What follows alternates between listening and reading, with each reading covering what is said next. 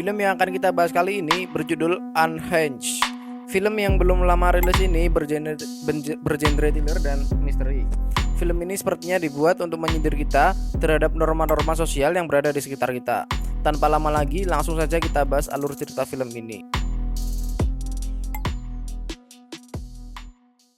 Scene awal dimulai pada pukul jam 4.03, di mana seorang lelaki yang tengah pusing sedang menenggak beberapa pil obat. Dia terlihat ingin membuang cincin yang berada di jari manisnya. Setelah membuang cincin itu, ia bergegas keluar dari mobilnya menuju rumah. Dengan membawa sebuah kapak, ia langsung membobol rumah tersebut. Dan terlihat setelah dia berhasil membobol rumah tersebut, dia langsung menyerang pemilik rumah itu secara membabi buta. Setelah semua penghuni rumah telah dibantai, lelaki itu menyiram seisi rumah dengan bensin kemudian membakarnya.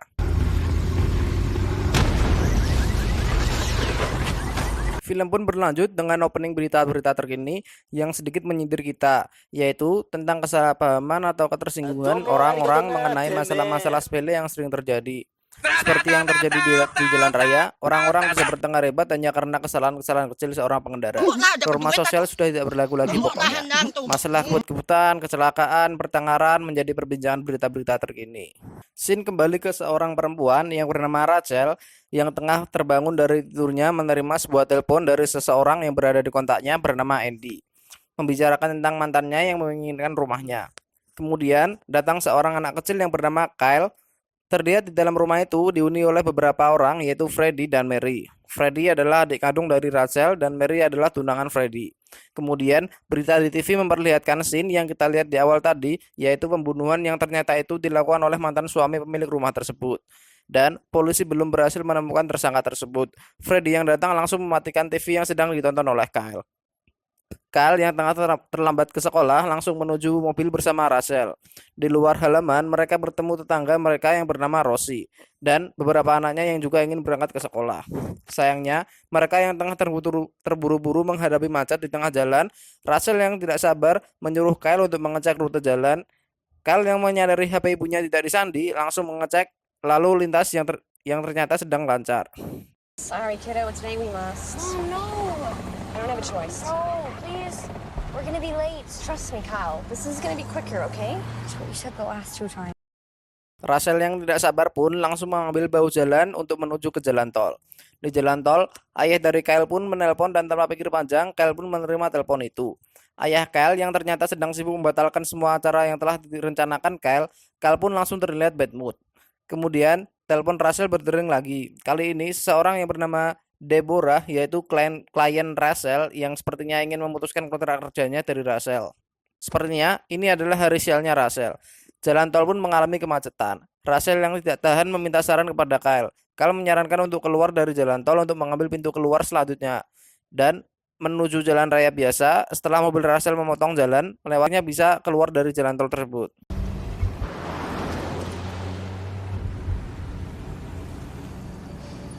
Kemudian, scene memperlihatkan perempatan yang memiliki lampu lalu lintas. Setelah lampu menunjukkan warna hijau, mobil yang berada di depan Rachel lantas tidak bergerak sedikit pun. Rachel yang emosi mengklakson dengan keras mobil itu. Namun, tidak ada perubahan sampai lampu yang hijau tersebut kembali ke merah. Rachel yang tidak sabar akhirnya membelokkan mobilnya walaupun lampu telah merah. Rachel yang tengah menemui lampu merah lagi, tiba-tiba mobil yang ia klakson menyusul berada di tepat di sebelahnya. Ternyata pengendara mobil tersebut adalah pria yang menjadi tersangka pembunuhan pada awal scene tadi. Pria itu membuka kaca, mengisyaratkan kepada mereka untuk juga membuka kaca.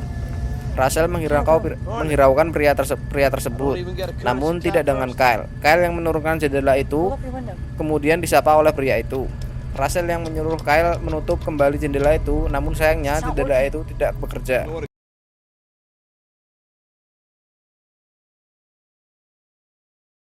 Pria itu menyarankan Rachel untuk mengklaksonnya dengan sopan. Namun, Rachel membantah pria itu karena lampu telah hijau dan dia tidak kunjung jalan. Lelaki itu mengaku sedang melamun dan sedang memiliki hari-hari yang susah. Kemudian, pria itu meminta maaf. Setelah dia meminta maaf, lelaki itu juga meminta Rachel untuk kembali meminta maaf. Rachel yang bersikukuh tidak mau meminta maaf, sedikit membentak lelaki itu. Kemudian, wajah lelaki itu berubah menjadi muram dan marah. Lelaki itu akhirnya mengatakan bahwa Russell tidak lama lagi akan mengalami hari-hari sialnya sama seperti dia. Lampu lalu lintas seketika berubah hijau. Russell pun menancapkan gasnya. Pria itu kemudian mengikutinya dan mendahului mobil Russell. Seketika itu, mobilnya sudah berada di depan Russell. Pria itu langsung mengerem secara mendadak yang menyebabkan pengendara di belakang Russell hampir menabrak mobilnya. Tidak hanya sampai di situ, dia juga memalangkan mobilnya di tengah jalan dan memadang mobil Russell dari kaca jendelanya. Russell yang ketakutan berusaha mengambil jalan lain untuk menuju ke sekolahnya. Kali yang telah sampai sekolah, langsung masuk dan berpamitan ke orang tuanya dan meminta untuk menjemputnya tepat waktu.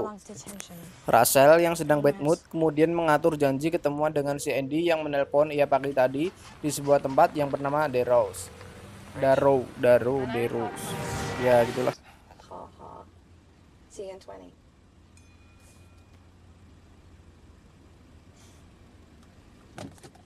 Russell yang melihat ke arah indikator bensinnya yang merah menandakan dia harus segera ke pom bensin. Setelah sampai ke pom bensin, ia masuk ke toko untuk membeli beberapa barang dan membayar bensinnya. Seketika dia melihat ke mobilnya, mendadak dia diam seketika. Ternyata mobil yang berada di belakang mobilnya adalah milik pria yang tadi yang kita temui di persimpangan jalan tadi yang marah-marah pokoknya. Kemudian Russell bercerita ke penjaga toko itu bahwa mobil yang berada di belakangnya sepertinya mengikutinya. Lelaki baik yang berada di dalam toko itu menawarkan Russell untuk keluar bersama untuk menghindari hal yang tidak diinginkannya. Kemudian lelaki yang baik itu pergi ke belakang mobil untuk melihat angka dari plat dengan dalih menelpon polisi jika terjadi sesuatu. Russell pun kemudian langsung naik ke mobilnya. Pria yang menaiki mobil itu pun tak lama langsung menancapkan gas menabrak lelaki baik yang menolong Russell. Russell yang merasa panik dan ketakutan mencari handphonenya yang dia tinggalkan di dashboard mobilnya. Namun naasnya di jalan raya mengalami macet. Bapak itu yang berada persis di belakangnya menabrak-nabrak bumper mobil Russell. Russell yang dari tadi mencari ponselnya tidak juga menemukannya. Kemudian bapak itu menyampingi Russell dan terlihat menunjukkan bahwa ponselnya berada di tangan dia dan mengisyaratkan untuk berhenti di depan.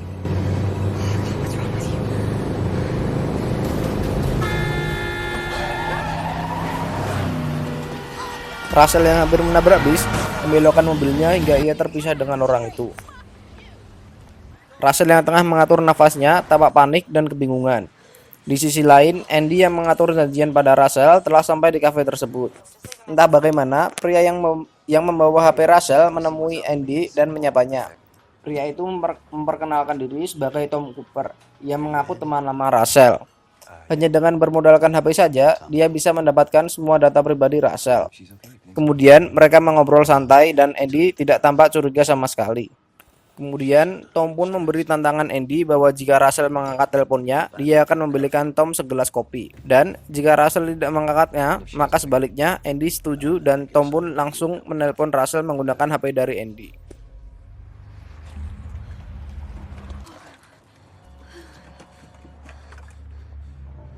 Russell yang menggeledah mobilnya menyadari ada sesuatu berdering di dalam mobilnya. Dan alangkah kagetnya, dia menemukan sebuah HP jadul yang sengaja ditinggalkan Tom di mobil Russell.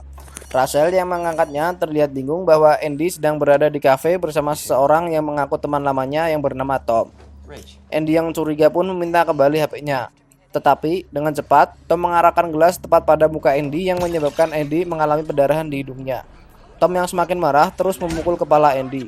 Tom mengatakan bahwa hari ini adalah hari terakhir Russell berbicara pada Andy. Kemudian Tom langsung menusukkan garpu di leher Andy yang dari tadi dibawanya. Tom yang keluar kafe langsung menaiki mobilnya. Di perjalanan, Tom menghubungi Russell lagi. Dengan bermodalkan HP Russell, Tom mengetahui semua data-data pribadi Russell. Meminta Russell untuk memilih salah satu nama yang akan dia bunuh selanjutnya. Russell yang kebingungan memilih dia sendiri yang akan mati. Namun, Tom tidak menghiraukan perkataan Russell. Bilang katanya bertentangan dengan tujuannya. Bagi yang nggak tahu, maksudnya tujuan Tom adalah untuk membuat Russell mengalami hari sialnya. Kemudian, Russell memilih Deborah yang adalah klien yang tadi pagi sempat memecatnya. Tom kemudian mematikan telepon itu dan memberitahu Russell agar tetap menyimpan ponsel itu. Kemudian Russell menelpon 911 untuk meminta pertolongan dengan mengirim polisi setempat. Tom yang seharusnya berada di rumah Deborah memberikan kejutan dengan datang ke rumah Russell. Di sana ia terlihat sudah menyekap tunangan dari Freddy yang terlihat sudah berdarah-darah.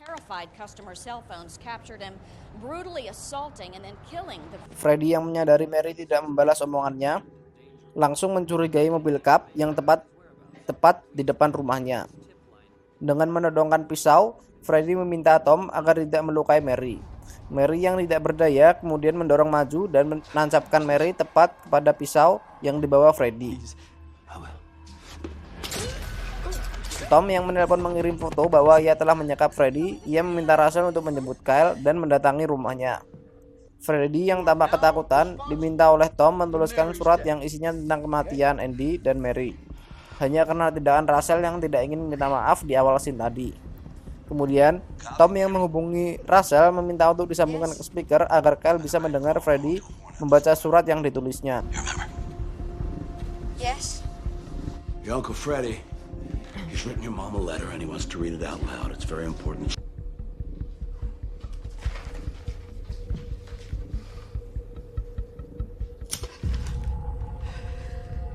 Dear Rachel, 6 Adam Curry. Tom yang sudah dari tadi sudah menuang minyak di dekat Freddy langsung membakarnya dan mendorong kursi yang diduduki oleh Freddy ke arah polisi tersebut. Namun sialnya, Tom harus terkena tembak beberapa kali di bagian pundak dan punggungnya. Tom yang di jalan tengah kesakitan langsung meminum beberapa painkiller dengan dosis yang lebih tinggi. Russell yang bingung dan emosi langsung membanting ponsel jadul yang dimilikinya. Kemudian Russell dan Kyle mengingat bahwa dia masih mempunyai tablet di dalam mobilnya. Russell kemudian menyuruh Kyle untuk melacak HP miliknya yang dibawa oleh Tom. Betapa kagetnya dia, ternyata Tom berada di depannya. Namun dia tidak lagi menggunakan mobil Cab itu. Dia menggunakan mobil Rosie, yaitu tetangga Russell di scene awal tadi. Tapi untungnya Russell melihat mobil polisi di depannya dan meminta pertolongan pada polisi tersebut. Sayangnya, Tom yang melihat mereka langsung menabrak polisi itu dan menyebabkan oleng. Tak lama, truk tronton terlihat melindas mobil polisi itu dan terjadi kecelakaan beruntun. Sialnya, tak lama setelah itu, tablet mereka kehabisan baterai. Mereka yang tidak bisa menelpon polisi memutuskan untuk pergi ke rumah neneknya dengan dalih bisa membunyikan alarm sinyal.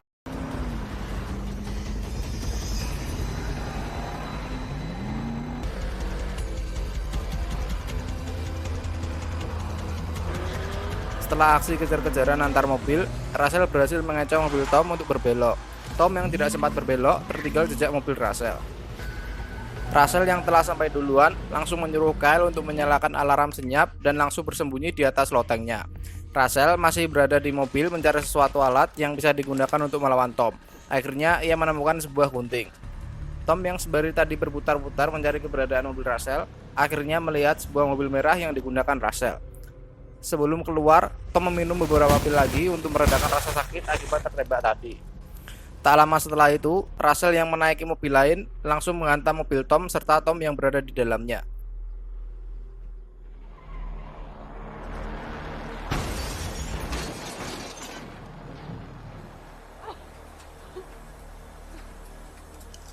Tom yang sempat berhasil keluar langsung memukul Russell dan dia sama sekali tidak membunuhnya. Tujuannya adalah hanya untuk membunuh Kyle dan membuat Russell menderita. Tom yang sudah masuk ke dalam rumah mengaku sebagai polisi untuk menyelamatkan Kyle. Kyle yang sama sekali tidak terpengaruh tetap diam di persembunyiannya.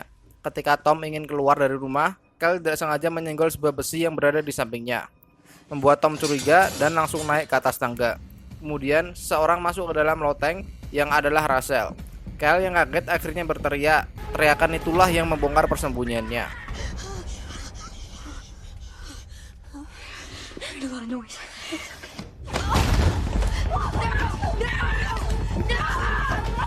Tom kemudian menyeret Russell keluar dan memacalnya secara bertubi-tubi. Kyle yang diseret oleh Tom berhasil dipukul jatuh oleh Russell. Namun, laki tetaplah laki. Tenaga Russell yang saat itu kalah jauh hampir sama sekali tidak bisa melawannya. Tom yang menemukan sebuah tali langsung mengikat leher Kyle menggunakan tali itu. Russell yang menyadari itu kemudian mengeluarkan gunting yang berada di sakunya. Kemudian Russell memanggil Tom yang menyebabkan Tom menoleh ke hadapan Russell langsung menancapkan gunting itu tepat di mata kanannya.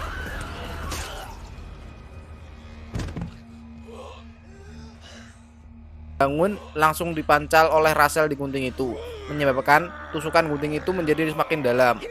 Dan sepertinya Tom sudah benar-benar meninggal. Polisi pun kemudian datang dan menyatakan Russell dan Kyle adalah sebagai korban dan boleh untuk pulang.